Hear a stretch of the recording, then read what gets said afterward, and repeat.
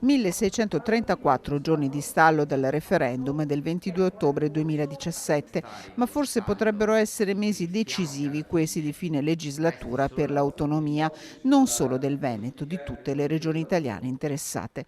Dalla storica sede di Padova del Partito Democratico, i vertici regionali Dem lanciano una serie di proposte per superare più di 4 anni di impasse in una logica contrapposta rispetto a quella che sinora è stata la madre di tutte le battaglie.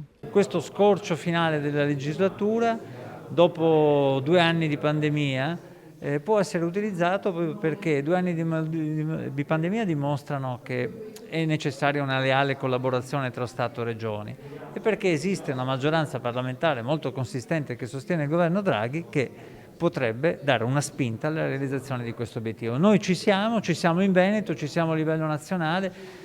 E questa discussione non riguarda una sola persona, riguarda tutti i veneti. Per raggiungere l'obiettivo con l'ampia maggioranza di cui un simile provvedimento ha bisogno in Parlamento, si deve partire da una legge quadro su cui già la ministra Gelmini sta lavorando, ma anche la Regione deve e può fare la sua parte. In questo momento è necessario cambiare rotta e come Partito Democratico abbiamo voluto dire come si può fare. Si può fare innanzitutto abbandonando il feticcio delle 23 materie che devono essere, secondo il Veneto di Zaia, realizzate tutte e subito, ma individuando alcune materie sulle quali concentrare l'iniziativa e anche pensando che le risorse finanziarie debbano essere date per l'erogazione di quelle materie. Quello che riusciamo a risparmiare perché facciamo meglio, ce lo teniamo in Veneto. 7 le materie individuate dal Partito Democratico Veneto e illustrate da Ivo Rossi, responsabile regionale sui temi dell'autonomia e del regionalismo.